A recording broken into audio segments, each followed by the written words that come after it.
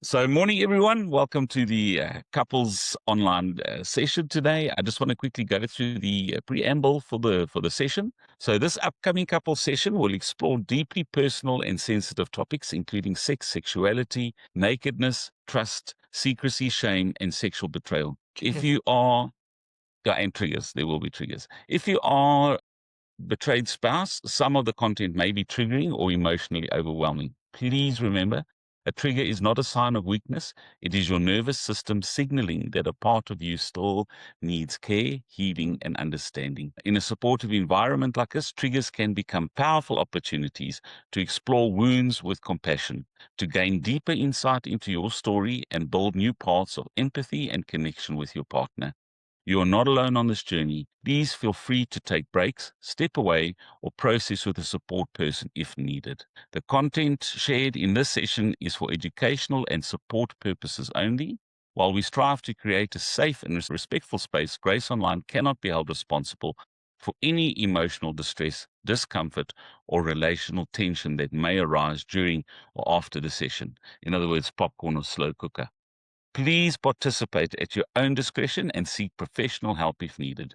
Your healing matters, your safety matters, and your voice matters. So welcome everyone. We're excited to have Jen and Andre giving us a talk again this morning. It is really every time these two chat to us, for us it is like food for the soul. So we're going to get into the session now. We hand over to you, Andre and Jen. Thanks so much, Kevin and Michelle. Again, it is a privilege to just have access to your worlds and to your marriages. And no matter what state your marriage is in, like ours, we all need to grow.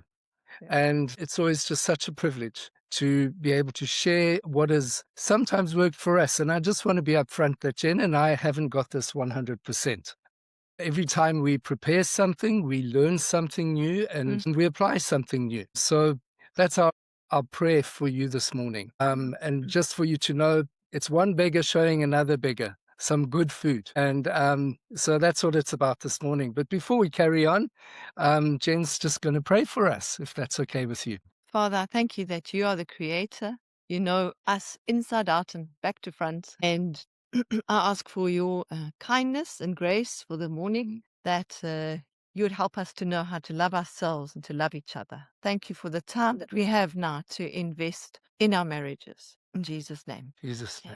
Amen. Amen. Okay. You should see my screen now. So for this session, we're going to be looking at conflict solutions, and specifically we're looking at how developing intimacy can help us actually resolve our conflicts. But I think more importantly, for us to actually understand why we have conflicts in our lives. So we're going to be looking at things like, what is real intimacy? How can we develop intimacy? How can we minimize healthy, unhealthy conflict with real intimacy? And how can we maximize our love as a result of that? So we've got it looks like a very cryptic picture on the screen. But basically, it's a man and a wife with their hands touching each other. They're obviously fairly close together. So we're going to ask you to be a bit practical this morning. Don't worry, not too practical. But so if you can just let your hands touch. So Jen is going to use her left hand. I'm using my right hand. It's my left hand, actually. Yes. Yeah. And just feel each other's hands, okay? And now I'm going to push, and Jen's going to push, and I'm going to need to resist a bit, okay? Now, okay, so wouldn't it be wonderful if we could live life where we are not needing to push or resist and just be there? Just knowing each other. And in this process of touching, being able to actually, we often aren't aware of it, but we can feel each other's fingerprints. We can feel the creases of each other's hand. And it's just such a safe place. If I'm not wanting something, or Jen is not needing to push me away, or I'm needing to push her away. Now, wouldn't that be a beautiful way to be married? And it would also help us in terms of conflict. So let's quickly just take a look at relationships, all right? And the experts say And we can go to lots of definitions of relationships and what's involved. But here are just 5 or 6, no, it's 5 ways in which we relate and what creates a happy relationship. Safety, sex, day-to-day living, security, and intimacy. So we could spend a lot of time on each one of these and try to maximize each one of these. And what does it mean to have a safe relationship? How do we keep the safety within our relationship? What is good sex in our relationship because it's unique to our marriage? How do we maximize that? How do we maximize our day-to-day living? How do we cope with it? How do we best, love each other through the difficult days and even when we celebrate? And then security, obviously, is just so important that we create a secure environment for us both to thrive. But today we're looking at intimacy. And intimacy in its purest form is knowing and being known. So we're not talking here particularly about physical intimacy, but when there's emotional intimacy, just makes the physical intimacy a lot more special, comfortable, safe, and building. It's something that then builds into your marriage, not breaking down. Yeah, so we're beginning looking at emotional intimacy. And this kind of intimacy will also really help us in terms of when we have conflict. And hopefully, as we go through this, you're going to see why we often have conflicts in our relationships. So you'll know that the moment the whole world's at war, not quite, but the Middle East. And you can just see how one country bombs another and another, and you see the smoke going up. And I just thought sometimes this is like marriage, We're actually throwing bombs into each other's weak spots. We know where the tender places are, and we do that. But, as you see news flashes of some of the refugees and the families going, security is that they are together. They've chosen that they've got each other amidst all the chaos. And life is chaotic. So we're not saying security, like everything must be stable, your finances must be stable. I mean, that's just not reality. But the togetherness can provide the security of it doesn't matter what happens. It's us. We're us. Yeah. And that's how we've chosen to do life. And it's that security as well, which helps us to know and be known because we feel safe enough to open ourselves up to each other. And we'll look a bit more at that. So let's just look at intimacy in relationships. And this is very interesting. Okay. If we want to really grow in healthy relationships, we want to know all there is to know about each other in every part of this pie. Okay. So I hope this helps you to realize what is intimacy really about. So we can have intellectual intimacy. When Jen and I sit down and we have a good old natter about some kind of philosophical idea or business or whatever it is, Concepts. a concept, no, we're actually growing in intimacy. All right. We have social intimacy. Jen has her friends, I have my friends. We talk around what's happening in the different relationships, and then we have those friends that we can be together with, and we open up our hearts. And in those relationships, we find out about each other, even though we might not be talking to each other. And that's the intimacy there. Then obviously we have sexual intimacy. We've spoken about that before. But we need to grow in our sexual intimacy, right? It should never, ever stop. We're always growing to understand how we can love each other better. There's recreational intimacy, right? Jen loves walking outside. If it can be up a mountain or on the beach, that is wonderful, right? For me, I just love lying in bed, reading my book, or watching tennis. watching any sport, okay? And in that process, we learn about each other. We understanding what gives each other a bit of a thrill and excitement.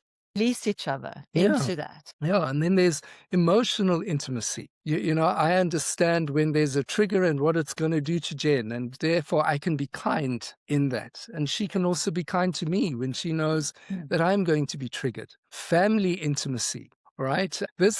Family can often be a problem, huh? I don't know if that's ever been a problem in your marriage. In-laws and outlaws. Oh, yo. Okay, so yeah, that's a kind of intimacy, and it affects our relationship, and we'll go into a bit more of that just now. And then career intimacy. It was such a privilege for me to go with Jen to Nairobi for her business because I got an insight into who she was and how people actually valued her, and that was so important for me. So yeah, each one of these parts of our life can actually be us knowing and being known. So I don't know, you in your marriage, look at all of those. Okay. Which one do you feel is a positive for you? If you had to look at one of those, which one would you say, yes, I think we're intimate. We know each other when it comes to our career, our family, whatever it is. But which one would you say you could grow a bit concerning that? Okay, I know, guys, you're going to say the sexual one. Okay, you're not allowed to say that. All right. Mhm. But which one would you say or you feel is an area that you can grow in? Okay, Maybe some of the girls think they want the sexual intimacy. That's okay too. absolutely. Yeah. Absolutely. Sorry, I mustn't be that specific, stereotypical. Yeah. Yeah. Okay. But yeah, and we'll give you some ways in which you can do that. So, intimacy in relationships, just to say that intimacy is often triggered, and we've got all those ways in which we can relate, but children can be a terrible demolisher of intimacy. Okay. Right? When our children decide to do things, or we don't understand why they're doing things, or the way that I responded to the children, really Why they got ask me for money from Andre, yes, and why I don't yes, go to Andre directly, and yeah. So these factors can actually really affect our intimacy, and we need to look at these things and put healthy boundaries around them. Finances, oh my Mm. word, that can be such a big destroyer of intimacy. Mistrust, I think that on this line, many of us have experienced mistrust. There's that wonderful saying, trust takes a lifetime to develop, but mistrust can be in an instant that it takes place. And redeveloping that trust is huge. Communication. All right, it's generally understood us men, we need to grow in our communication. But I think it's both ways. We've got to learn to understand each other's communication style. Triggers in our lives, and we do the truth journey, and that really helps us to understand what really triggers us in life. And then just the health of our marriage. Do you feel understood in your marriage? Okay. Would you say that your spouse feels understood? Do you feel heard or not heard? And do you feel seen or not seen? Right. So all of these factors are going to affect the intimacy. All right. And it's good to just take a look at those. But hopefully, as we go through what intimacy is in more detail, you're gonna start understanding why children, finances, or triggers, politics, yeah, Politics. it can actually kill the intimacy in your marriage and create a fight at the end of the day. All right, so let's look at the first thing around intimacy, and that is mind mapping. Okay? I'll go into this. Yes. They've understood. I say, Andre, mind mapping is what you did at school in your projects, or where you brainstorm ideas and you draw on the board and you say, this thing is linked to that one, and you make a sort of a spidergram. So Yeah. that's what I understood as mind mapping. So as we were chatting about this, reflecting, getting into intellectual intimacy, it's understanding that each of us has a way how we think the world works, a worldview that puts certain things as if we were making a spidergram in our own brains. This is more important, that more important, that's linked to that and linked to that. Now, sometimes you're in an argument about one thing. This partner thinks the topic is related to that, the finances, and this one thinks the topic is related to the love for your children. So how do you then know what's in each other's mind, especially if you don't really know what is in your own mind? Yeah. Do That's a you big deal. hear yourself? Do you understand yourself? And are you seen by yourself? So you might have your own needs, and then you barrage everything onto the other person. Meanwhile, you're not fulfilling your own needs. So mind mapping it's a wonderful way for us to create a sense of safety in our own hearts. Okay. So next to intimacy and mind mapping, I've got a diagram of the brain. Okay. The core reactions in our lives, okay, are Normally, they come from the reptilian complex, okay? The amygdala is there, but it's the flight-fright reactions that we have. And so those are very core, and when we get into conflicts, we often go there, all right? It's the basic human survival reaction. But we want to be more human in the way that we have conflict, but it would be good if we were more human before we had conflict. Okay, so the way that we move from the reptilian complex to the limbic system, which is a place of peace and rest, all right, is that we need to focus on what happens in the neocortex. Intimacy and mind mapping happens in the neocortex. Now look at that. That is the top part of our brain. It's like the furthest from the base of your brain. Yeah, okay.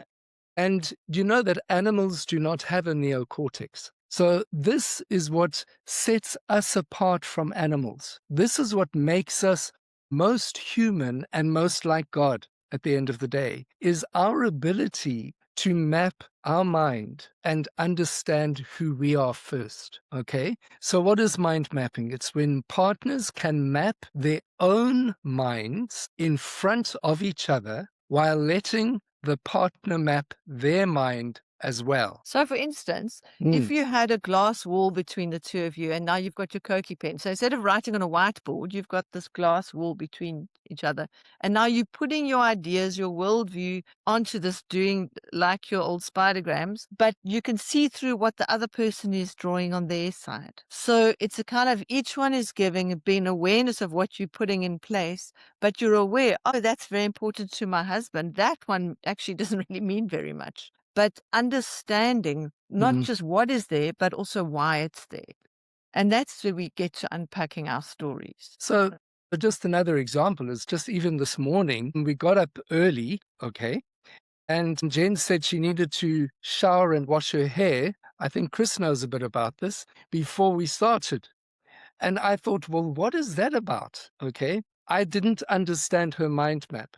All right. And Jen was actually, she needed to let me know what was in her mind. All right. And in her mind was that we're going to a 60th birthday party and we don't really have much time after our session. So she needed to have that happen. Once I understood her mind and I created a safe space for her to share her mind, it was fine. You could wake up at 6 o'clock instead of 6:20. Okay. So I hope this is just helping you understand. We all walk around with our own map, okay? And we are constantly working out what is in our mind, and we've got to let our spouse know about it somehow. So okay? Andre could have been really irritated with me. So Yeah. come on, we just need to sleep. We're tired. We've been traveling. Yeah, we should sleep. What's this with your hair? Your hair's fine. Yeah.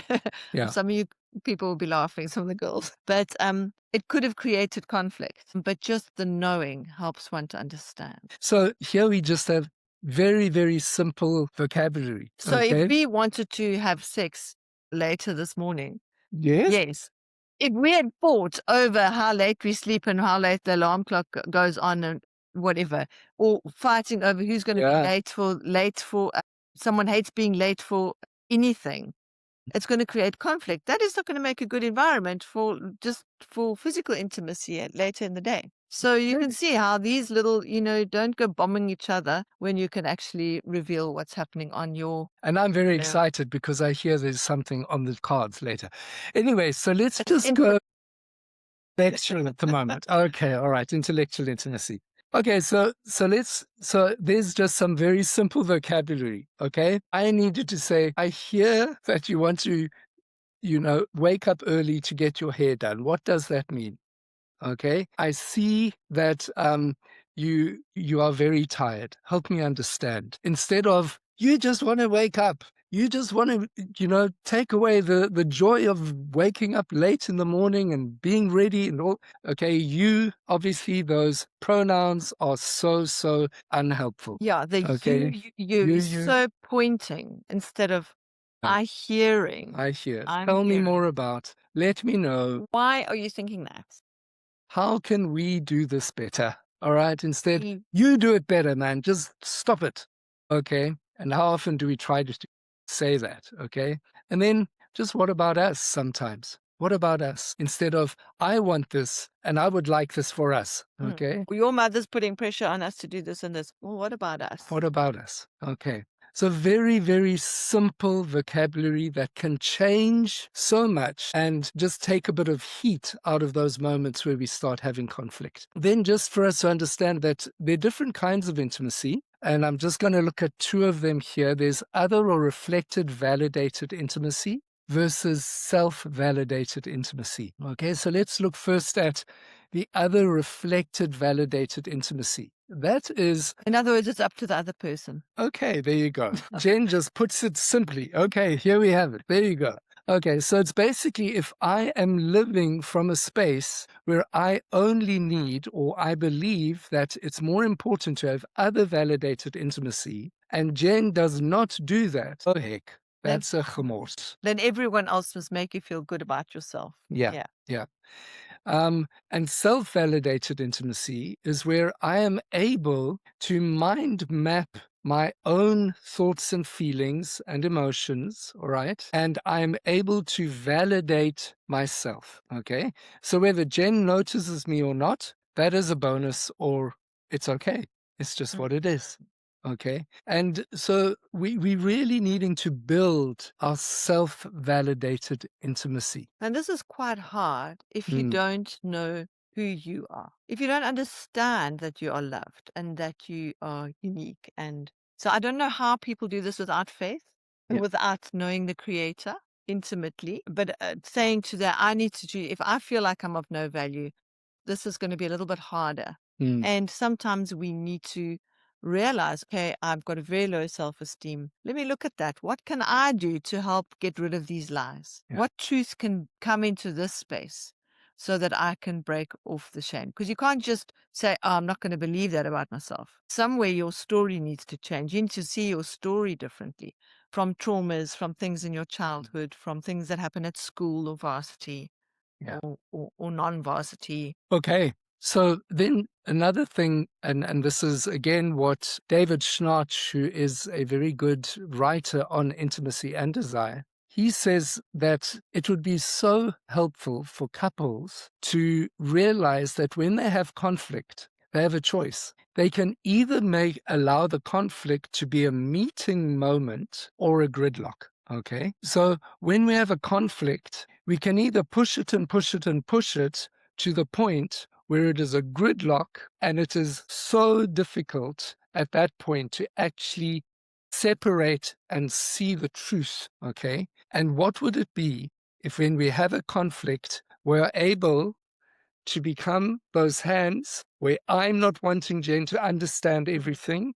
I'm not wanting her to fold, and she's not wanting me to come to her side all the time, and rather see it as a meeting moment. In many ways, our mind mapping at that moment has become like a child. We've actually stopped mind mapping clearly.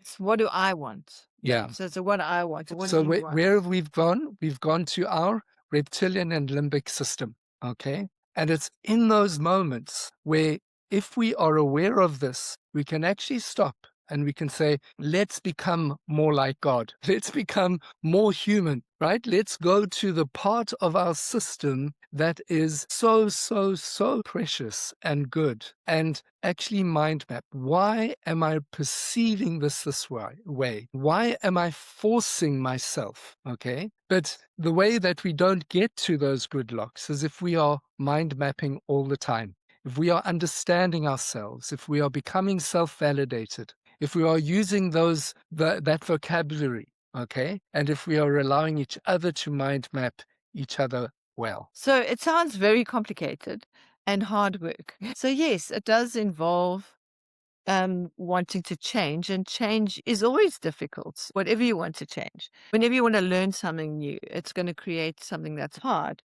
But to know that it becomes more natural as you're in it. So to put it quite crassly, when we start behaving like animals or very small children, we know that's the warning sign.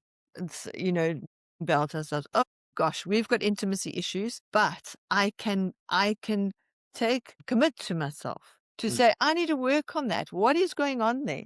And how can I begin to tell my story, unpack my story in a way that I understand myself? And as I can reflect it to my spouse, then they can, if you say, why do you think I'm behaving like that? To say, okay, well, what happened? When did you first feel like that? What happened in that situation? Gosh, I'm so sorry. You know, you arrived late at school and the headmaster was smacking you, and now you get upset about me being late. So that statement at the end there is quite important. Mind mapping is a lifelong process. Okay? It actually started in the womb and is integral in all social interactions, from family relationships to politics, and certainly in love relationships. Friendships and work relationships, everything. Yeah, everything. We always mind mapping. We always taking into a relationship a map of how we have perceived things. And as we grow in self-knowledge, we can help our spouse to grow in understanding us and vice versa. So here we have this wonderful couple. Here we have either one of them saying, I'm not afraid of intimacy as long as it's shallow, meaningless intimacy that doesn't reveal too much about me. Okay. So no mind mapping at all. And here we've got an older couple, and the wife is saying, when you've been married a long time, you get to know what the other person thinks. Okay. And of course, the man says, no, you don't. It's hard to have a boring marriage. Well, maybe And yes. growing Yeah. one, because And you're always growing. yeah, I think Jen has always felt it would be so nice if we can get to a point where we know what we are thinking. You know, and Andre said, no ways, I don't want to I have don't want that. I mean, where's the fun and the excitement in that? But anyway, Funny thing is that sometimes we do know. yeah. And then this ridiculous dinner date. I love these intimate dinners, don't you? Anyway, So for those with British heritage, yes, we come from a culture of intimacy. of cold intimacy. All right. Okay. And then after all our online chats, I'm happy to finally meet you in person. Me too. Okay. All right, so we can choose a life of very, very shallow intimacy. And it's going to actually create conflicts that become gridlocks that can cause us to become very ugly people to ourselves and others around us. So I just want to, we would really encourage you to look at this. How can you map your mind better? So we're now going to look at the 4 points of balance, which actually increase intimacy and desire. Yes, that can be sexual desire as well, but it's also just desire to be with each other, to enjoy each other, to give each other time, all right? And maybe you know that in your marriage, you're really not interested in being near each other too often because it just creates too much of this friction and this gridlock. Okay. And for this intimacy and desire to really be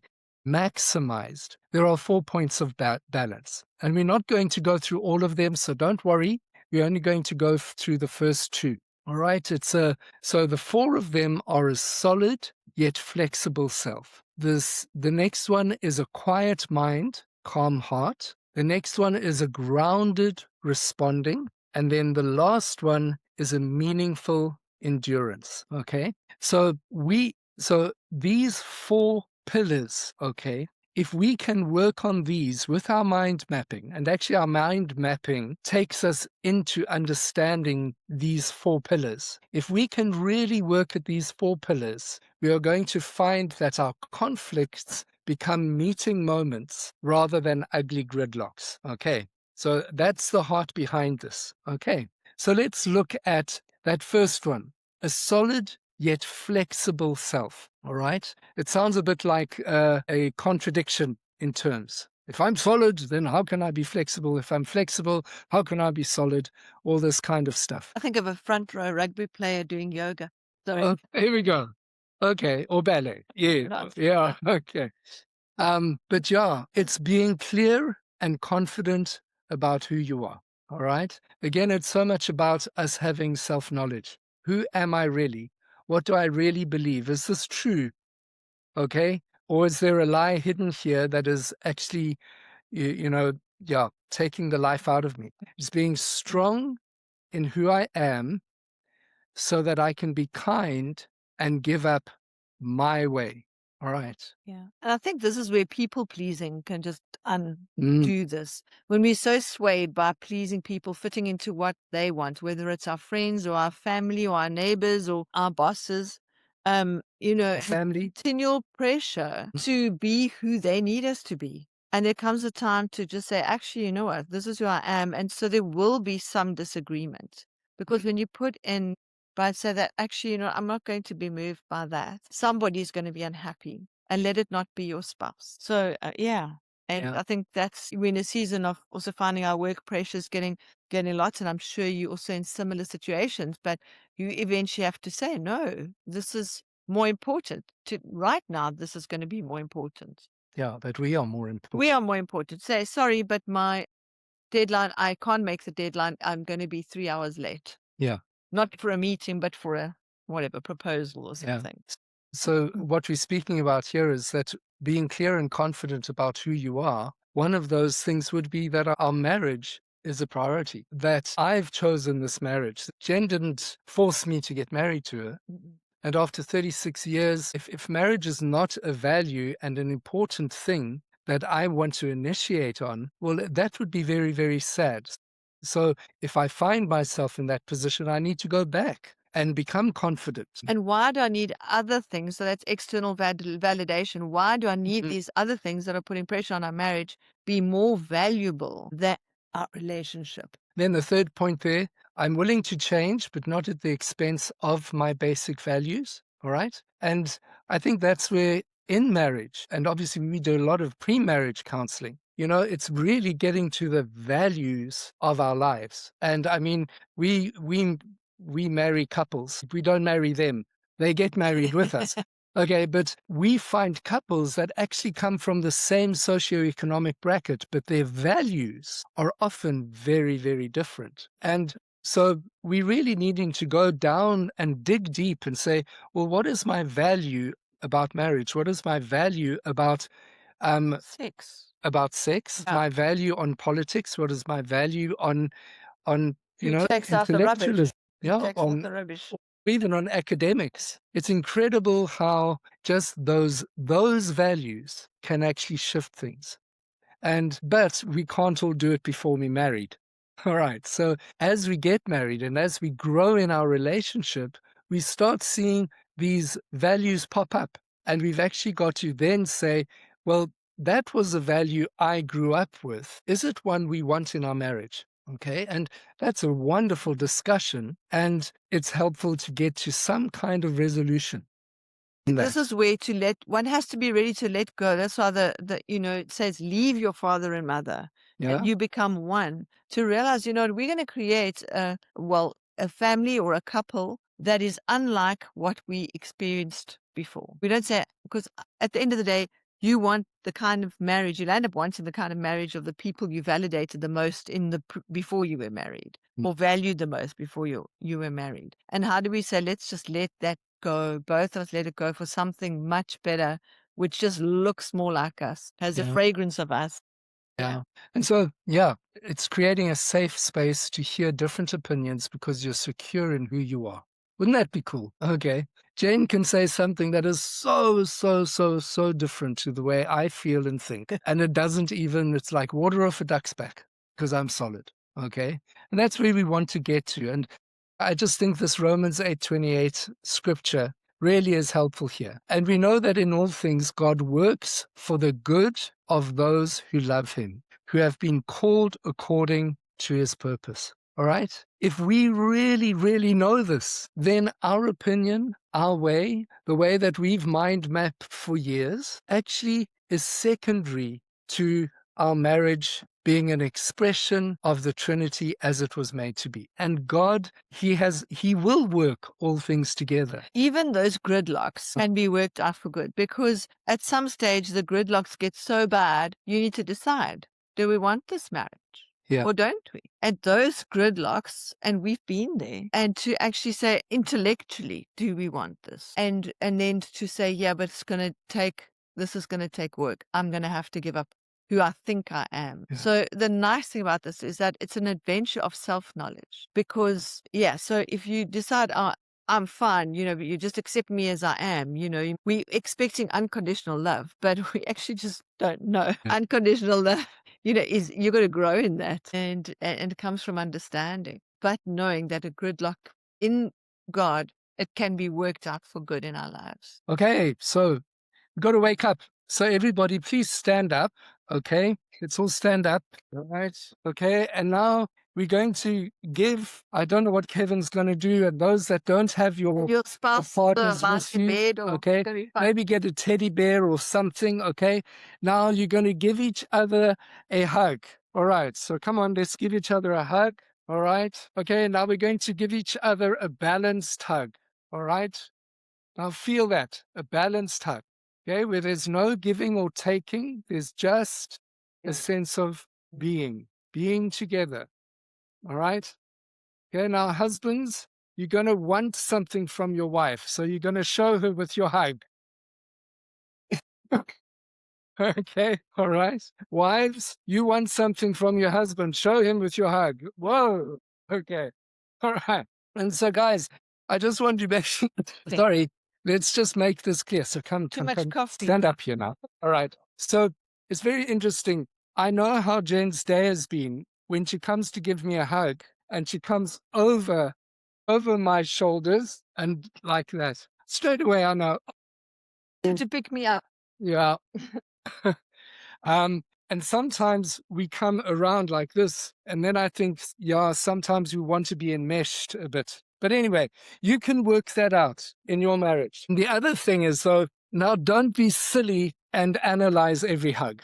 Okay, so let's just make sure of that. Rightio. So here we've got two crocodiles. I don't think they're even crocodiles. They are pre-evolutionary whatevers. And one is leaving the water, okay, and I think it might be the wife or the girl. I'm not sure. Maybe evolution to you, but I call it avoidance of intimacy issues. All right. So our next pillar. Our next pillar is a quiet mind and a calm heart. Okay. It's being able to calm yourself down. All right. Now that is quite something. Calm yourself down. How do you do that? It's very different for different people. I was counseling somebody just the other day, and as we were talking, and as in counseling it can happen, people get very cross with you as the counselor. Okay, I'm sure it never happens with Kevin and Michelle. And in that moment, I had to say, what would be the best way for us? I didn't say you, for us to calm ourselves down. And he looked at me with a red face as if I was going to lose my head. And I just said, should we try breathing?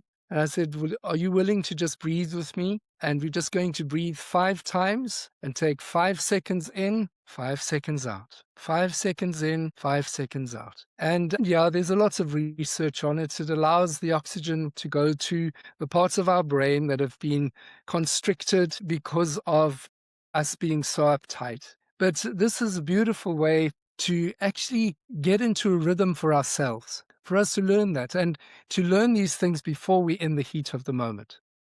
Okay, there's breathing. There's learning to communicate, communicate the need for time. Okay, I can't continue right now. I need to actually just take a time out. All right. Or even, will you be willing to give me 20 minutes to just go and consider this? I know with Andre and I, when you get, especially in our early marriage, we'd get in a heated argument. I didn't have the emotional capacity to deal with things. I wasn't, I'd get hurt on one day and be upset 3 days later. I had this big buffer. But what would happen? I would just want to run. So, because I was a runner. But in some ways, it was going back to the reptilian brain. I just needed to run and sweat and just get everything else and calm down and then come back and say, okay, let me have a good look at this now. But it was helpful when I asked it instead of just running out the door, just heading for my tackies and running out the door. Yeah. That wasn't helpful because it just created a whole lot to fix when we got back. Yeah. So I think it's realizing what you need in that space when you want to go to your reptilian brain and then asking for it. Sometimes if Andre would say, no, I want to sort it out now, it's, well, at the moment, I can't hear you. I feel like I'm deaf because I'm just so emotional. Yeah. Um, Yeah. yeah. And I just want to say it's beautiful because Jen now, she'll understand her emotions far quicker. And that's taken a while. It took a while, Taken a while. and it took a pet. Yes. That story. Well, do you have to go to No, pets? we won't go to that. But pets are also a good way because pets are safe. Yeah. So in terms of they pick up emotion, yeah, and they can pick up stress. I don't know if some of you are cats or dogs that are completely affected. When they're affected by your stress. Yeah. So to be aware of that. Well, if the dog is stressed, like my dog used to want to get out and whining to get out, and I thought, why is the dog whining to get out? I'm stressed, and she actually taught me Yeah. to say, oh, I'm very emotional. I didn't realize that. So trauma can really cover you with these layers that are there for your protection, but then they're also like armor plating that don't allow the other person in.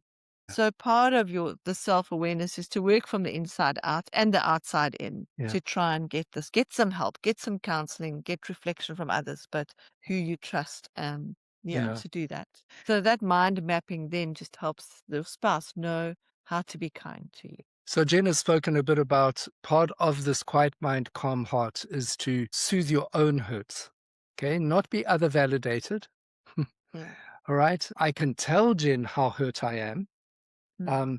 And I don't know about, but this is how men and women are made, that I'll tell Jen how I am, and she's more offended by how I feel that I am at the end of the day. So if somebody upsets him or is unfair to him or treats him or disrespects him, then I get upset with that. But I'm almost more upset with that person than he is. But it's actually, I'm not listening to him. Yeah. I'm so sorry you were disrespected. That's horrible. Yeah. I So just want to go and biff the other people.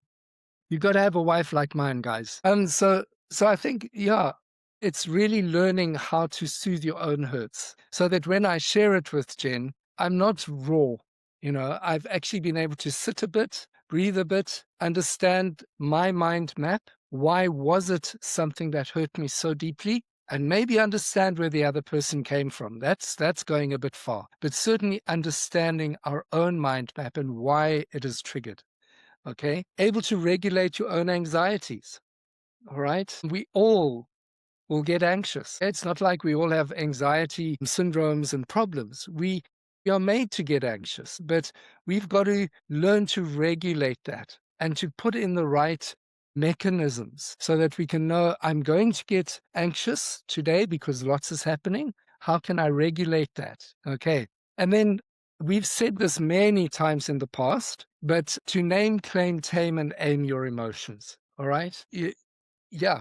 We've got to go deeper than I'm, ugly, mad, or glad. We've got to understand the deeper emotions. So sometimes just take the raw emotion, angry, and go put it into the thesaurus or the dictionary on your phone, and then go or ask Siri to give you some synonyms for that word. And might help you to identify, no, not in that, yes, that. What's going on there? I'm So it seems very practical. frustrated, disappointed.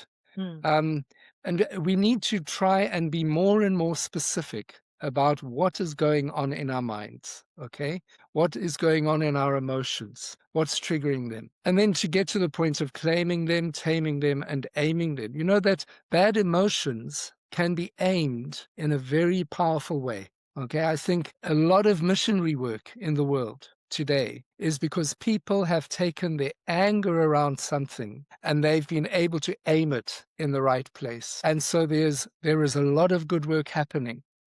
Okay. So bad emotions in a marriage can actually result in beautiful things actually taking place. That is if there can be a meeting moment and not a gridlock. Okay. Not a pushing into the other one's space. Yeah. So Philippians 4:12-13. I know what it is to be in need. Okay, emotionally, whatever it is, I know what it is to have plenty. I have learned that being content in in any and every situation, whether well-fed or hungry, whether living in plenty or in want, I can do this through him who gives me strength. What I love about the scriptures, often we misquote the last, but I can do all things through Christ who strengthens me.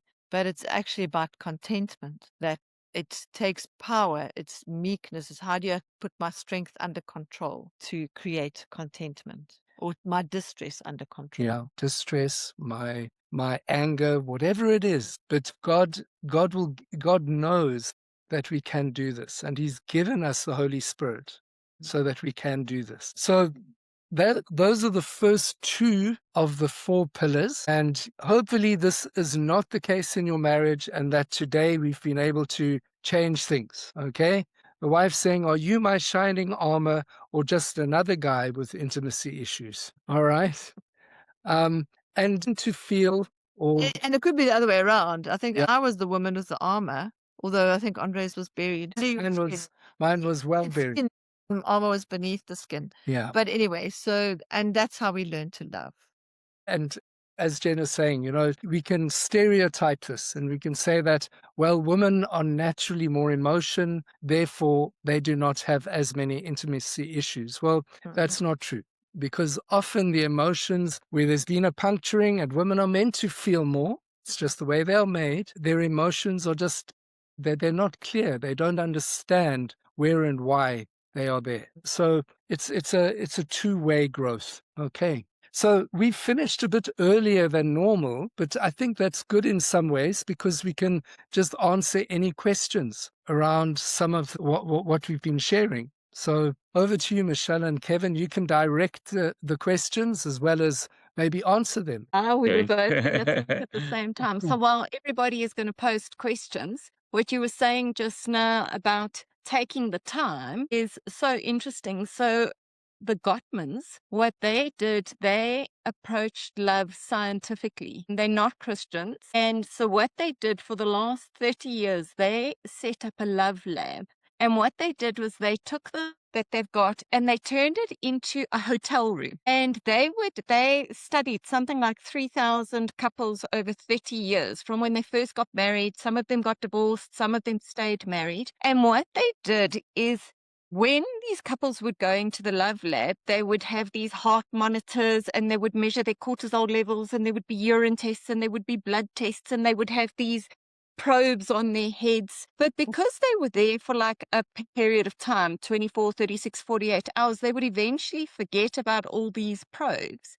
And because the Gottmans had done their research on these couples, what they would do is they would get them to sit on a couch, and they would start an argument that they knew, they would start a discussion that they knew would end up in an argument.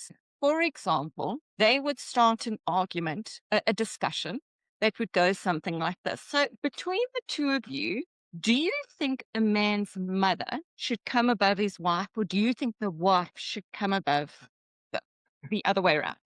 And they knew that this was, say, a sensitive subject for her and a sensitive subject for him, because they'd had this argument before. And so they would watch on their screens, they would watch the heart rate go up, they would watch the flooding, they would watch the cortisol levels shoot up, they would watch the amygdala, the fight, flight, or freeze, they would watch this. And so then they came into the lab and they said, "Sorry, guys, we've got a technical issue. Please don't carry on with this conversation. We have a technical issue," which they didn't have. "We are going to come back and we're going to tell you when you can carry on with this conversation. Here are magazines. Don't even think about this argument that you're having. Don't think about it. We want you to read these magazines." So that they would flick these magazines, but click, click, click. Now they are seriously puff, flight, or freezes. And But they wouldn't put out fishing magazines, otherwise the man's lost. gym magazines. Oh, so no. Magazine. Garden and home. Garden and home, so that they could be a bit bored. You know what I'm saying? Yeah. Garden and home. And so what they did is they watched on the screen to see how long it took for you to go from the amygdala to the logical brain. And the magic number is 20 minutes. 20 minutes. It takes 20 minutes. So what you said there, Jen, is how you needed 20 minutes. It's Scientific, yeah. and you need that 20 minutes, but you don't need that 20 minutes to go off going, "And she said this, and he..." If he does that, I will do this. Yes. No. You've got to forget about the argument. You need that 20 minutes to do exactly what you guys were saying. What is the self-soothing? Is it the breathing? Is it the box breathing? Is it walking in the garden? Is it playing praise and worship music? And then what they did was, when they came back and they started the conversation again, it never, ever, ever went into the red zone. It stayed in that zone where both of them were hearing each other. And that gridlock, like you say, started dissipating because they were able to hear what each other was saying, and they weren't listening to it through that lens of have to win this. So if we can encourage anybody on this group, if you have those huge arguments where you've gone into the red zone, where you're flooding, where you're crying, where you're that place where you can't hear each other, take 20 minutes, but don't say to each other. And so we will frequently say, let's take 20 minutes. But we will say, let's take 20 minutes without, like Jane said, just walking out the room. Because what happens is if someone has got rejection issues or abandonment issues, they're going to feel like they've been rejected or abandoned. But if you say, I am feeling flooded, I'm not hearing you, please can we take the 20 minutes or can we take an hour or two? Let's chat when I get back from work. I love you, but I'm not hearing you. Then that soothes that other person in that place that actually you're not being rejected. You're not being abandoned, but I need to hear you later. Yes. And I need to put this first. And so it calms your inside that, okay, we are going to deal with this later. I'm not rejected. I'm not abandoned. And we will hear and deal with this And later. please, you have to honor the 20 minutes. You can't now say, okay, we'll take 20 minutes and then follow your partner down the passage going, but you said this. And then it's all the way down the passage. You've got to take the 20 minutes and separate from each other for the 20 minutes. So Kevin hates 20 minutes because Hate it. he loves to Hate deal 20 with minutes. that. Hate it. No, he wants Yeah. to sort it out now. Michelle says, I'm feeling a bit, I need 20 minutes. I'm like, I'm not worried. How long is 20 minutes? And I need to process it and I need to calm down and I need to like, okay, we can do 20 minutes. So we do And also encourage to it. honor that time, because you don't just say, just run out, I'm going, and then there's no time frame to say I'm coming back. Yeah, I think just as much as the 20 minutes needs to be honored, it needs to be clear that there is 20 minutes. I'm If coming there's back. no Yeah. end, then it's problematic. I suppose that's why in scripture, if you don't have sex in marriage, you've got to know when it's going to start again. There's got to be clarity Yeah. on when we will come back and talk about things. But yeah, I love what you're saying. It's such a good example of really being able to soothe the self, deal with your own hurts and actually regulate your own anxieties, which is huge. Please. So I want to encourage you, if anyone's got any questions, please post it in the chat and then we can tackle some of those questions if you've got any. If you don't have any questions and everything's good, that's also okay. And you could always ask a question for a friend. So we did a chat at a church once and we opened the floor afterwards and we said, okay, are there any questions? And everybody was like, I'm asking for a friend. Da, da, da, da, da. And so it became a funny thing that everybody was literally just asking for a friend. It didn't need to be So you weren't talking about your own self with your partner. But Andre and Jen, like we thoroughly enjoyed your chat. Always like an absolute. It's a blessing. It does a pause into our marriage in a massive way. Yes, Yeah. we Oh, thoroughly. that's good. Well, I'll be honest, it's always wonderful for us to go back into really looking at what is mind mapping. We speak about it, but to go and read up a bit more about it, and it just creates so much more insight into how we think, how we can really understand our triggers and get to the lie behind them so that we can be regulated in our own being before we try to make the other will make Jen actually deal with my trigger. So I think to zoom out on the whole topic is to say, because without intimacy, you can't have desire. So when we're looking at sex, sexuality and sex, it's understanding that. So when the intimacy issues, there will be desire issues. So how to grow in desire is to grow in self-intimacy and intimacy with each other, because it gives you a safer place to give and receive from each other. So it's going to be the best thing for your physical intimacy as well. Yeah. So can I ask a question? So nobody on here seems to have many questions, which is great because that means that they have dealt, Andre and Jen have dealt with everything.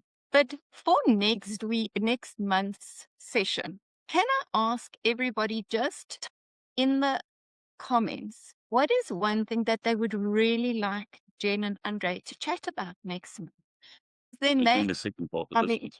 Well, Following. well, then the following. So what is something that you find that you maybe battle with? Is it intimacy? Is it desire? Is it those kind of things? And then they can speak directly into that in things that you're battling with. So if I can ask everybody just to put a one-liner, a one-worder, so that Andre and Jen can have a look what is something that they can speak into your lives that would be helpful for you guys. And while you're busy typing that, I'll tell you a little story. So I absolutely identify with the reptilian brain. Because if you've ever read The Biggest Secret by David Icke, I do not recommend that book. I do not recommend it. It's conspiracy level of anything. But in any case, in that book, he says that Belgians, which my wife is Belgian, because her mother and father were Belgian, are shape-shifting lizards. So I know exactly where that reptilian brain comes from. I've experienced it. I've They've lived just it. chatted on conflict. Yeah, but isn't it funny how when we're stressed, we want to eat or we want to drink or we want to smoke or suck on something or, we go back to those basic survival needs. Yeah. Okay. I see a response to intimacy and sexual relationship after betrayal. Yeah, connection rather than getting the sex done. Absolutely. I think what we're speaking about in terms of the 4 points of balance, right? Yes, it should increase desire. But when you go back to the very practical nature of learning to talk, learning to have meeting moments rather than gridlocks, learning to mind map your own mind before you want your spouse to map yours and get it right. All of those things are developing not a sexual intimacy, but an intimacy and a safe place from which you can eventually enter it. So we're going to go into the other two pillars, and that is going to be a grounded responding as well as a enduring existence. And those will also speak to that very, very clearly. But we can be more pointed. So thanks for that. Yeah. Thanks for that. So you can take that mind mapping into things like touch. I don't like the way when you touch me like this, it's not working. And so that it doesn't create offense. So what you're saying about emotional things is that we can also go into some of the physical things can come up as the topics within your mind map. Perfect. Great. Thanks. Got some ideas in the chats there, so that's very good for us to check. Keep them coming. Yeah, so thank you everyone for joining us this morning. It was wonderful to have you here online with us. Andre and Jen, once again, we absolutely love you guys. We appreciate what you're doing. We appreciate the input that you're going, all the effort that you put in to present these things to us. And we are very honored to have you talking to us. So we thank you very much. So those of you who still want to add to the chats, you can. And the rest of us, we can have a lovely Saturday. Enjoy. And we will see you in a month's time. Thanks, everybody. Bye.